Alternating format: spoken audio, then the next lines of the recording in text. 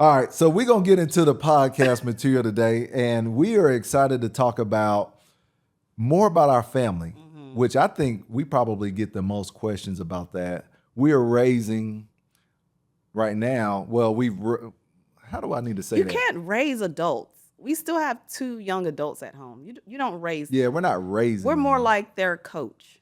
So we have 9 children. One is out the house. One is married, Yeah. adult out the house. We also have another, two more adults in the house, Yeah, one likes to travel, the other one's in college. right? Yeah. And then that leaves 6 others that are schooling and Two doing their teenagers, things. one preteen, two elementary, and one baby / toddler. So we get probably the most questions about how do we manage a family of our size and do all the other things that we're doing, like running the business. You like to do all of your homesteading type stuff and baking and Wanna be cooking and homesteader. homeschooling and just lifing, all the other things. So Yeah. we get the most questions about that. But you know what though? I feel like we can talk about that 30 more times. Like that's going to be never ending. Yeah. There is no way we can discuss all of that in this podcast, whether it's 2 hours, 3 hours, 4 hours, 5 hours, because it's always something different. And all of our children are different ages. We're going through different seasons. So it's always constantly changing. So a lot of times I've heard the comment made to me that you and I make it look easy. But it's not. I think Not every at time all. we've sat on this couch, we've had to say it's not easy. It becomes easier, Yeah. but it's not easy. Yeah. And I think really the main thing is we don't have it all figured out. And I don't think we ever will. I mean, we kind of roll with it. Something my And- mom taught me, I still keep this till this day. She always says you never stop learning. Yeah. You know how you get to a certain age and people think, oh, I've arrived. I don't need to learn nothing new. Oh, Yeah. no. You never stop learning.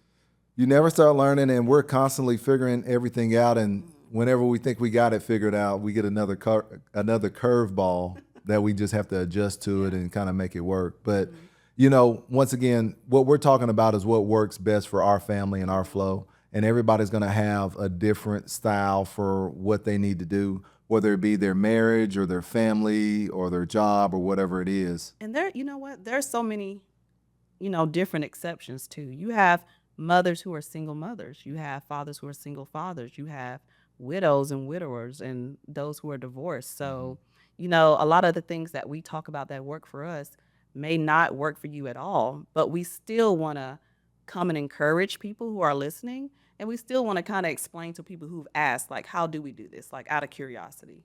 So, what about the balance between family and business? I think a lot of times we come into life and we think I have to either pick my family or I have to either pick my business. Yeah, I think you can pick both. But for me in the beginning, I did have to choose.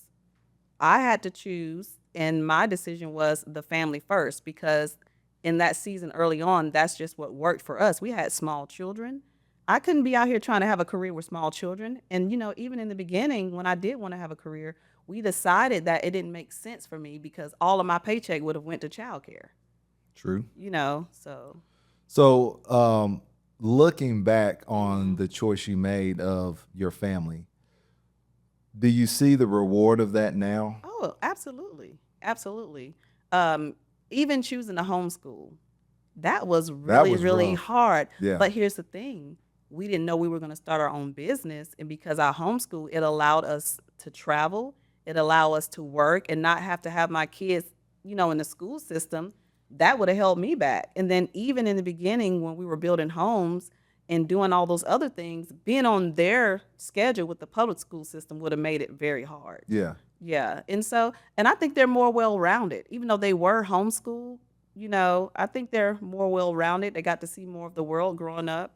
So Yeah. that's what I think. I mean, it's a lot of balance with it, but Yeah. just looking back on how everything was shaped, it did allow us a lot more flexibility to do the things that we needed to do, and in even the times where you had to step back Yeah. and say, I'm going to spend more time at home and with the children, I just had to really, I guess, take on more weight of the business and Yeah. growing it and scaling it and all of those things. But, you know, we didn't necessarily pick family or business. We actually chose both.